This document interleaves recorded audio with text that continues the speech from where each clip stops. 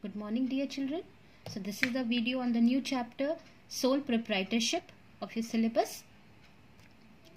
Let us start with the meaning of the word sole proprietorship or the business of sole proprietorship. Before starting with the meaning which is written here, let me tell you one thing.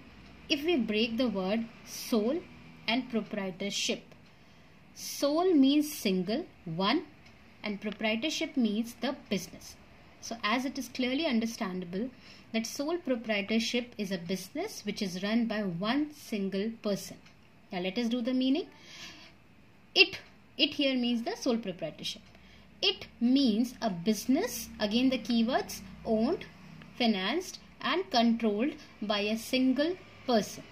He alone is responsible for the profits and loss of the business.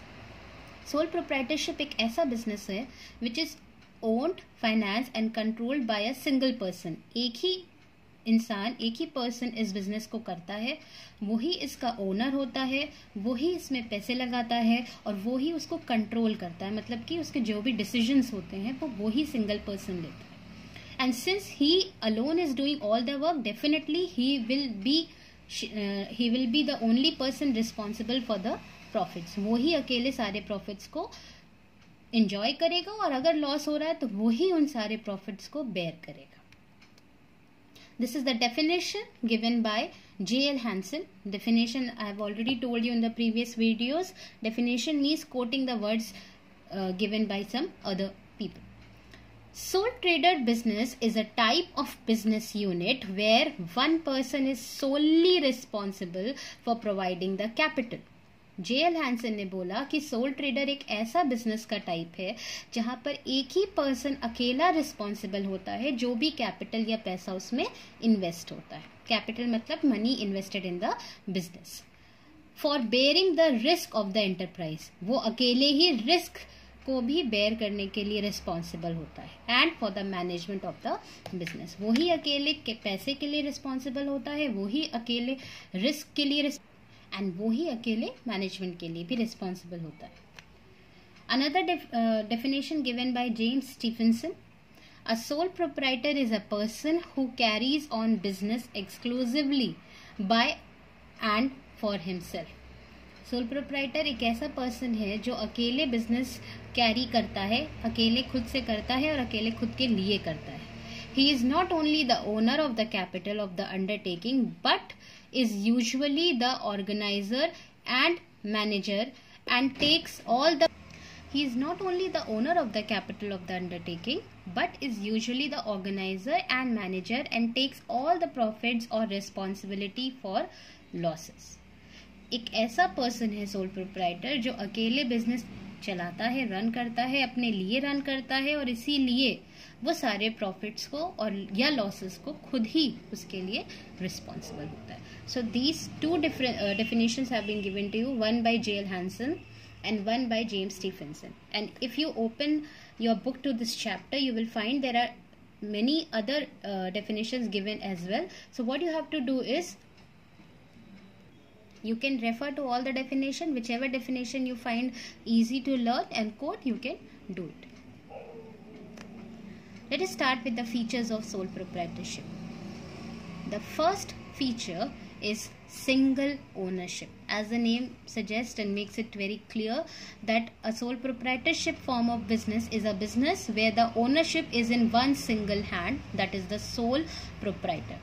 Sole proprietorship एक ऐसा business है जहाँ पे ownership किसी एक person के हाथों में है और उस एक पर्सन को हम लोग कहते हैं sole proprietor. A sole proprietorship is wholly owned, यानी कि पूरी तरीके से owned, wholly owned by one individual. The individual supplies the total capital from his own wealth or from borrowed funds. Sole proprietorship एक ऐसा बिजनेस है जहाँ पे ओनरशिप पूरी तरीके से किसी एक ही पर्सन के हाथों में होती है और वो ही उस बिजनेस में सारा पैसा लगाता है. वो चाहे कहीं से बोरो करके लगाए, लोन लेकर के लगाए, चाहे वो अपनी प्रॉपर्टी में से लगाए. तो this was the first feature, और we can also called feature as characteristics of sole proprietorship. Second feature, one man control. Somewhere in continuation to the first point, Since there is only one person who is the owner of the sole proprietorship, therefore he alone will be responsible for controlling, for taking any decision for the sole proprietorship business. The proprietor alone takes all the decisions pertaining to the business. Ownership and management are vested in the same person. Vested मतलब कि दोनों ownership और management दोनों ही उसी एक person के हाथों में है. Some persons may be employed to help the owner, but ultimate control lies with him. हो सकता है कि वो किसी एम्प्लॉय को वो हायर कर सकता है अपने हेल्प के लिए एज अ हेल्पर, बट इसका ये मतलब नहीं है कि वो उस एम्प्लॉय को पूरा कंट्रोल दे देगा. For example, let us take a small example. If your father alone opens up a shop, let's say a grocery shop, उसमें अपना पैसा इन्वेस्ट करते हैं, उसको मैनेज करते हैं, उसको डिसीजन लेते हैं, उसके लिए सारी चीज़ें, बट वहाँ पे उनको 1 या 2 स्टाफ की ज़रूरत पड़ती है जो गुड्स को पैक करेगा, कस्टमर्स को डिलीवर करेगा, एक्सेट्रा. तो उस केस में वो जो स्टाफ है वो एक एम्प्लॉय है, वो सोल प्रोप्राइटर नहीं. He is just helping the main person, your father. So there is one man control in the sole proprietorship form of business. Third feature, no legal entity. मतलब law की eyes में sole proprietor and sole proprietorship are same. They are not having any separate legal identity. वो दोनों law की नज़र में अलग नहीं है. जो बिजनेस का है वो बिजनेसमैन का है, जो बिजनेसमैन का है वो बिजनेस का है. A sole proprietor has no legal identity separate from that of its owner. If the owner dies or becomes insolvent, the business is dissolved. क्योंकि वो दोनों अलग नहीं है लॉ की आइज में, वो दोनों एक ही हैं. जो सोल प्रोप्राइटर का है वो ही सोल प्रोप्राइटरशिप का है. जो सोल प्रोप्राइटरशिप की बिजनेस असेट प्रॉपर्टी है वो सोल प्रोप्राइटर की.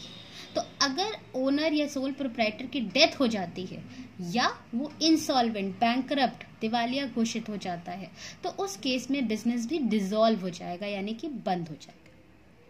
The fourth feature is unlimited liability. Liability का मतलब होता है रेस्पॉन्सिबिलिटी. तो यहाँ पे जो रिस्पॉन्सिबिलिटी है सोल प्रोप्राइटर की वो अनलिमिटेड है, मतलब उसका कोई भी लिमिट नहीं है. For example, if a loss happens, if any mishappening happens, and if the funds of the sole proprietorship business is not sufficient to meet up to those losses, what the proprietor has to do, the sole proprietor will have to use his personal property as well. आपने देखा होगा जितने भी छोटे business होते हैं जहाँ पे single person own, manage, control करता है, अगर कोई बिजनेस में नुकसान हो जाता है और अगर बिजनेस के पास इतना पैसा नहीं है कि उस नुकसान की भरपाई कर सके, तो वो अपनी पर्सनल प्रॉपर्टी में से भी पैसा निकाल के यूज करते हैं और बिजनेस में लगा देते हैं. यही कह रहा है point unlimited liability. The proprietor is personally liable for all the debts of the business. Debts means कर्ज. वो प्रोप्राइटर अकेले सारे कर्ज के लिए जिम्मेदार है. In case the assets, means the property, the money of the business, are insufficient to meet itself, मतलब कम पड़ रहे हैं उन डेट्स को, उन कर्ज को चुकाने के लिए, the personal property of the proprietor can be attached. तो उस केस में प्रोप्राइटर की पर्सनल प्रॉपर्टी को भी अटैच किया जा सकता है उन लॉसेस को मीट करने के लिए. Fifth feature, no profit sharing. ये हम लोगों ने डेफिनेशन में भी पढ़ा, मीनिंग में भी पढ़ा. Because the sole proprietorship form of business is owned, managed and financed by one single person only. He alone is responsible for all the activities to be done. Therefore, he will not be sharing the profit or the loss with anyone else. क्योंकि soul proprietorship form of business में सारी चीज़ें उस अकेले sole proprietor के हाथ में है, इसीलिए जो भी प्रॉफिट होता है वो अकेले एंजॉय करेगा और जो भी लॉसेस होगा वो अकेले बेयर करेगा. The sole proprietor alone is entitled to all the profits and losses of the business. He bears the complete risk and there is nobody to share the profits or losses. Sixth feature, small size. Obviously हर इंसान की एक limit है. यहाँ पे उसको अकेले manage करना है, उसे अकेले ही पैसा लगाना है, तो या तो वो पैसा अपनी प्रॉपर्टी से लगाएगा या तो वो पैसा लोन के थ्रू बोरो करेगा. but there is a limit to his personal property also and to the amount which he can borrow as well. Therefore ना वो ज़्यादा पैसा इन्वेस्ट कर सकता है और इसीलिए क्योंकि उसकी एबिलिटी बहुत लिमिटेड है, मैनेजरियल भी, फंड्स की भी, इसीलिए वो अपने बिजनेस को बहुत ज़्यादा एक्सपैंड नहीं कर सकता. A sole trader can arrange limited funds and managerial ability, therefore the area of operation is limited. क्योंकि उसके पास एक लिमिट है, वो कितना अपना पैसा यूज़ कर सकता है, कितना वो बोरो कर सकता है, कितनी उसकी स्किल्स है, इसीलिए वो अपने बिजनेस को बहुत ज़्यादा बड़ा नहीं कर सकता. Then the seventh feature, no legal formalities. Sole proprietor is one of the easiest business to set up, and it is one of the business where least legal formalities are there. बहुत ही कम legal formalities होती है, और यह हम कह सकते हैं legal formalities होती ही नहीं है. No legal formalities are required to start, manage and dissolve sole trader business. किसी भी तरीके की लीगल फॉर्मेलिटीज की बहुत ज़्यादा इसमें ज़रूरत नहीं होती उसको स्टार्ट करने में, या मैनेज करने में, या उसको बंद करने में. कुछ एरियाज ऐसे होते हैं, जैसे फॉर एग्जांपल अगर आप केमिस्ट शॉप सोल प्रोप्राइटरशिप में खोलना चाह रहे हो तो डेफिनेटली आपको लाइसेंस वगैरह की जरूरत पड़ेगी, but mostly sole proprietorship involves no और the least legal formalities. This is an assignment based on the topic taught in this video, which you have to complete in your register. Just like my previous video, you have to do the answers, the short questions as well as the long question. You have to answer the following short questions in your register. First question is, define sole proprietorship. You can write the definition by any of the persons. Either you can take it from the book or you can take it from the video. What is a sole proprietorship? It is a form of business which is wholly owned, managed, controlled and financed by one single person only, and he alone is responsible for all the profits or losses. Then state 3 characteristics of sole proprietorship. Characteristics here means the features, as I already told you. So what can be the 3 features of sole proprietorship? You can write single ownership, no profit sharing, no or the least legal formalities, unlimited liabilities, limited scale of operation, etc. Then you have to answer the following long question in your register. Long means you have to write it in detail for about 5 marks. It is a kind of a quotation which you have to justify. A sole trader is the supreme judge of all matters. मतलब sole trader ही सारे matters से related judge है, यानी कि वो decision सारे वही लेता है. पर्टेनिंग टू हिज बिजनेस, अपने बिजनेस से related. Subject only to the general laws of the land. बहुत कम लीगल रिस्ट्रिक्शंस होती है, बहुत बेसिक लॉज अप्लाई होते हैं.